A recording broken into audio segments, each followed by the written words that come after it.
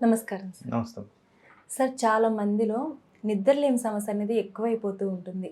ఇప్పుడు మనం చూసుకుంటే యూత్‌లో కూడా నైట్ అవుతుందా, 1 అవుతుందా, 3 అవుతుందా నిద్ర రావట్లేదు అని చెప్పేసి కొంతమందైతే స్లీపింగ్ టాబ్లెట్స్ ఏసుకుంటేనే నిద్ర పట్టే స్టేజ్‌కెళ్ళిపోయారు. అసలు దీనికి కారణాలేంటి సార్? సో, జనరల్‌గా ఈ నిద్ర లేని సమస్య పెరగడానికి కారణం మనము ఈ వెస్టర్నైజేషన్ మోడ్ అడాప్ట్ చేసుకోవడం ఫస్ట్‌ది. సో, ఇప్పుడు మీరు గమనిస్తే స్మార్ట్ ఫోన్, అవును సార్. స్క్రీన్స్ వాడిన వాళ్ళు ఎవరు చెప్పండి? చాలా రేర్. ఆల్మోస్ట్ అవును. అందరూ వాడుతున్నారు. అవును. పైగా అన్‌ఫార్చునేట్‌గా చిన్న పిల్లలు అవును. 2, 3 సంవత్సరాల పిల్లలకు కూడా ఫోన్ ఇచ్చేసి అబ్బా! సైలెంట్ అయిపోయాడని మనం ఆనందిస్తున్నాం. అవును సార్. పర్టిక్యులర్‌గా ఇది నైట్‌లో గాని జరిగితే మనకది ప్రాబ్లమ్ అవుద్ది. ఎందుకు ప్రాబ్లమ్ అవుద్దంటే, ఈ నిద్రపోయే టైంలో లైట్‌కి బ్రెయిన్ చాలా సెన్సిటివ్‌గా ఉంటది. సో, నైట్ టైము లైట్ అనేది మనం తగ్గించుకోవాలి. ఈ స్క్రీన్‌లో ఉన్న లైట్ ఏదైతే ఉంటదో, ఇది బ్లూ లైట్ కింద కేటగరైజ్ చేస్తారు. బ్లూ లైట్‌కి, బ్రెయిన్‌కి చాలా సెన్సిటివిటీ ఉంటుందంట సైంటిఫిక్ ఆధారాలు. అలా జరిగినప్పుడు బాడీలో ఏదైతే నిద్రను పుట్టించే హార్మోన్ ఉంటుందో, మెలటోనిన్ అంటాం. ఆ హార్మోన్ వచ్చే విధానం తగ్గిపోద్ది. తగ్గిపోయినప్పుడు ఆటోమేటిక్‌గా నిద్ర రాదు. అవును సార్. ఇది ఫ్రీక్వెంట్‌గా మనం గమనిస్తున్న థింగ్. స్క్రీన్ అనేది చాలా మందికి వాడుక. తర్వాత మీరు గమనిస్తే ఈ వెస్టర్నైజేషన్ అడాప్టేషన్‌లో లేట్‌గా ఫుడ్ తినడం అవును చాలా సార్. ఎక్కువ మంది చేస్తారు ఈ పని. ఫుడ్ తిన్నప్పుడు అగైన్ ఈ హార్మోనల్ ఎఫెక్ట్స్ అనేవి డిస్టర్బ్ అవుతాయంట. దాని కారణంగా నిద్రపుచ్చే హార్మోన్ సరిగ్గా రాదు. తర్వాత కాస్త వయసు పైబడిన వాళ్ళలో నిద్ర లోపం గురించి ఎక్కువగా గమనిస్తూ ఉంటాం. అవును సార్. అయితే వీళ్ళల్లో ఉన్న ప్రాబ్లం ఏంటంటే మూత్రంకి సంబంధించిన ప్రాబ్లమ్స్. ఒంటిలో నొప్పులు అంటే బ్యాక్ పెయిన్ అవ్వచ్చు, మోకాళ్ళ నొప్పులు అవ్వచ్చు, తిమ్మిర్లు అవ్వచ్చు, ఇంకో విధంగా ఏదో ఏదో ఒక ప్రాబ్లం. ఆర్ మానసిక ఒత్తిడులు.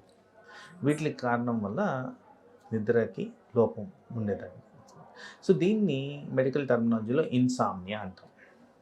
So, long standing sleep problems, sleep disturbance వచ్చినప్పుడు ఇన్సామ్నియాకి గురవుతూ ఉంటారు. ఇది కామన్ ఫ్యాక్టర్ ప్రాక్టీస్‌లో చాలా ఎక్కువగా చూస్తూ ఉంటాం. సో, నిద్రని మనం సెట్ చేయాలంటే ఫస్టు ప్రిన్సిపల్‌గా చూడాల్సింది ఏ కారణంగా నిద్ర భంగం జరుగుతుంది. ఎందుకంటే ఇప్పుడు ఉన్న వాళ్ళల్లో స్క్రీన్ లేకుండా ఎవరికీ డే గడవట్లేదు. అవును మరి ఆ సార్. స్క్రీన్ స్టాప్ చేయగలుగుతున్నారా? జనరల్ రికమెండేషన్ ఏంటంటే not more than 4-5 hours screen time. అది కూడా చదువులకు ఉపయోగించండి అని చెప్తున్నారు. అవును సార్. ఆ 4-5 అవర్స్ మినహాయించి మిగతా టైం అంతా వాడుతున్నారు స్క్రీన్. అవును. సో, ఆ కారణంగా నిద్ర అనేది డిస్టర్బ్ అవుతుంది. సో, దాన్ని తక్కువ చేసుకోవాలి. సో, స్లీప్‌ని సెట్ చేస్తున్నప్పుడు పర్టిక్యులర్‌గా యంగ్ పీపుల్‌లో కొద్దిగా బ్రెయిన్‌కి ట్రైనింగ్ కావాలి. ఒక్కరోజు, 2 రోజుల్లో సెట్ కాదిది. Usually takes 6 weeks to 3 months బ్రెయిన్‌ని అడాప్ట్ చేసి నిద్రపోయే విధంగా చేసుకోవడం. వీటిల్లో తరచుగా మనం చేయాల్సింది ఏవైతే కారణాలు ఉన్నాయో వీటిని రెక్టిఫై చేసుకోవడం. అవసరమైన చోట డాక్టర్‌ని కలవడం, లేదంటే మనమే ఇంట్లో కొన్ని మార్పులు తీసుకురావాలి. వీటిల్లో న్యాచురల్ పద్ధతుల్లో చేసేటప్పుడు సాధారణంగా గమనించింది విత్ సైంటిఫిక్ ఎవిడెన్స్ నిద్ర గాని ఒక ప్రిన్సిపల్ టైం మెయింటైన్ చేయడం చేస్తే అంటే ఫర్ ఎగ్జాంపుల్ 10:00 పడుకోవడం, మార్నింగ్ 6:00 లేయడం. అలా కొద్దిగా టైం మేబీ ఒక ఫ్యూ వీక్స్ అలాగా చేస్తే ఆటోమేటిక్‌గా బ్రెయిన్ అడాప్ట్ అయ్యి, హార్మోన్ సెట్ అయ్యి ఈజీగా ఇది రెగ్యులేట్ అవ్వడం జరుగుద్ది. మరి దీనికి చేయడానికి అనుకూలత ఉందా? సో, నేను చెప్పినట్టు లైట్ ప్రాపర్‌గా ఉండాలి. నిద్రపోయే టైంలో సైలెన్స్ ఎక్కువ ఉండాలి. అవును సార్. లైట్ అడాప్టేషన్ ప్రాపర్‌గా ఉండాలి. మనం పడుకునే పరుపు, దిండు ప్రాపర్‌గా ఉందా? టెంపరేచర్ బాగుందా?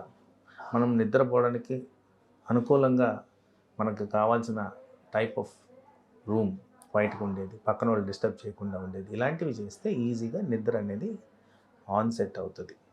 సో, ఇదే కాకుండా ఇవన్నీ చేసినా గానీ నేను నిద్రపోలేకపోతున్నాను. అక్కడ డాక్టర్‌ని సంప్రదించి ఏ విధమైన మందులు వాడితే ఈ నిద్ర సెట్ అవుతది అని. ప్రతిదానికి స్లీపింగ్ టాబ్లెటే కాదు. ఫర్ ఎగ్జాంపుల్ పెద్దవారిలో మూత్ర సమస్య అన్నాను. మరి మూత్ర సమస్యను అరికట్టగలిగితే ఈజీగా ఇక్కడ మనకి స్లీపింగ్ ట్యాబ్లెట్ అవసరం లేదు కదా. అవసరం లేదు సార్. అలాగే నొప్పుల బారి నుంచి రిలీఫ్ ఇవ్వడం, అలా చేసిన వాళ్ళు నిద్ర ఈజీగా పడుతుంది. సో ఏ కారణం వల్ల ఇది వస్తుంది, దాన్ని సెట్ చేసుకోగలిగితే ఈజీగా స్లీప్ని మనం అనుకూలంగా చేసుకోవచ్చు. తర్వాత మోస్ట్ ఇంపార్టెంట్గా ఎవరైతే రెగ్యులర్గా వ్యాయామం చేస్తారో, అది మెడిటేషన్, యోగా, ఎక్సర్సైజ్ ఏది చేసినా కానీ దీనివల్ల నిద్ర ఆన్సెట్ బెటర్గా ఉంటుందని కూడా గమనించారు. అలాగే ఒక అపోహ ఉంది సొసైటీలో, ఆల్కహాల్ తీసుకుంటే నిద్ర బాగా పడుతుంది అని. అవును సార్. సో తప్పనిసరిగా అది రాంగ్. ఎందుకంటే ఆల్కహాల్ మూలాన వచ్చే స్లీప్ ఏదైతే ఉందో అది ఆర్టిఫిషియల్ స్లీప్. దానివల్ల బ్రెయిన్లో రావాల్సిన ఏవైతే బెనిఫిట్స్ ఉంటాయో అవి రావు. లాంగ్ స్టాండింగ్ స్లీప్ ప్రాబ్లం అలాగే పర్సిస్ట్ అవుతుంది. సో ఆల్కహాల్ ద్వారా మనకి నిద్ర రాదు. అలాగే చాలామందికి ఈ హాట్ బ్రివరేజెస్ తీసుకునే అలవాటు ఉంటుంది, కాఫీలు, టీలు. అవును సార్. వీటి మూలాన కూడా నిద్రకి భంగం కలిగేదానికి ఆస్కారం ఉంది. సో ఇలాంటివన్నీ కూడా మనం అవాయిడ్ చేయాల్సిన అవసరం ఉంది. వీటిల్లో ఒక అంశం నేను రెఫర్ చేయాల్సింది స్మోకింగ్ ద్వారా బ్రెయిన్కి స్టిమ్యులేట్ అవుతుంది. ఆ నికోటిన్ అనే సబ్స్టెన్స్ బ్రెయిన్ స్టిమ్యులేట్, దాని కారణంగా కూడా నిద్ర రాకుండా వచ్చేదానికి ఆస్కారం ఉంది. సో ఇలా పలు రకాలుగా నిద్ర సమస్య వచ్చేదానికి ఛాన్సెస్ ఉన్నాయి. కాబట్టి వీటిల్ని ఏ కారణంగా వస్తున్నాయో అనేది ఐడెంటిఫై చేయడం ముఖ్యం. దాన్ని ఎలా నివారించాలో చేసుకోవడం ముఖ్యం. అలా చేసిన తర్వాత బ్రెయిన్ ట్రైనింగ్, అడాప్టేషన్ చేస్తే మీకు లాంగ్ టర్మ్గా నిద్ర సమస్యలు రాకుండా కాపాడుకోవచ్చు. సార్ ఇప్పుడు చాలా మందిలో అంటే డాక్టర్ని సలహా తీసుకోకుండానే టాబ్లెట్స్ యూజ్ చేసే వాళ్ళు ఉన్నారు. వాళ్ళకి ఏమైనా సైడ్ ఎఫెక్ట్స్ వచ్చే అవకాశం ఉంటుందంటారా? తప్పనిసరిగా సైడ్ ఎఫెక్ట్స్ వస్తాయి. ఎందుకంటే ఇప్పుడు ఫర్ ఎగ్జాంపుల్ ఒక సమస్య ఉంది, ఆ సమస్యకి మనం నిద్ర ట్యాబ్లెటే తీసుకుంటున్నాం. ఈ నిద్ర ట్యాబ్లెట్లు ఎలా ఉంటాయంటే అనవసరంగా లేనిపోని అలవాట్లు పెంచినట్టు, అదొక వ్యసనం అవుద్ది. ఎందుకంటే డోస్ పెరుగుతూ వస్తుంది నిద్ర ట్యాబ్లెట్స్కి. అప్పుడు ఆ డోసేజ్ పెరిగేదానికి సపోజు మనము ఒక 1 మిల్లీగ్రామ్ స్టార్ట్ చేసామనుకోండి, over a period of time అది డోస్ పెరుగుతూ 5 మిల్లీగ్రామ్స్ వెళ్తే వీళ్ళల్లో డ్రౌజీతనం పెరుగుద్ది, పడిపోయే ఛాన్సెస్ పెరుగుతాయి, హెడ్ ఇంజురీస్ జరగడం గమనిస్తూ ఉంటాం. అలాగే బ్యాలెన్స్ తప్పి రోడ్ ట్రాఫిక్ యాక్సిడెంట్ జరగడం గమనిస్తూ ఉంటాం. దీనివల్ల బాడీలో ఎలక్ట్రోలైట్ డిస్టర్బెన్స్ రావడం గమనిస్తూ ఉంటాం. అలా వివిధ రకాలుగా సమస్యలు ఆ డ్రగ్ ద్వారా వచ్చేదానికి ఆస్కారం ఉంది. సో అవసరానికి లేని మందు వాడుకొని దానికి ఉన్న అనర్థాలు మనం పెంచుకోవడం కన్నా ఇంకా వేరే ప్రాబ్లమ్ని ఈజీగా సార్ట్అవుట్ చేసుకుంటూ మనకి డాక్టర్ సలహాలు, సూచనల మేరకు మనం అది ప్రివెంట్ చేసుకుంటే ఈజీగా ఈ స్లీప్ అనే సమస్యని మనం నివారించుకోవచ్చు. సార్ దీనికి మనం ఎలాంటి ఫుడ్ తీసుకోవాల్సి ఉంటుంది? అంటే జంక్ ఫుడ్ ఎక్కువ తీసుకుంటూ ఉంటారు కదా, స్లీపింగ్ మీద ప్రభావం చూపిస్తుంది అంటారా? జీర్ణాశయం మీద ఏదైతే ట్రబుల్ క్రియేట్ చేస్తుందో, అజీర్ణం చేస్తుందో, ఈ రీఫ్లెక్స్ డిజీజ్ అంటాం అది చేస్తుందో, వీటిలన్నిటిలో కూడా నిద్ర డిస్టర్బెన్స్ అనేది సహజంగా గమనిస్తూ ఉంటాం. సో ఈజీగా డైజెస్ట్ అయ్యేది, ఈ యాసిడ్ పెప్టిక్ డిసీజ్ రాకుండా చేసేది ఇలాంటి ఆహార పదార్థాలు మనం తీసుకుంటే ఈ నిద్ర సమస్య, నిద్ర భంగము లేకుండా మనం కాపాడుకోవచ్చు.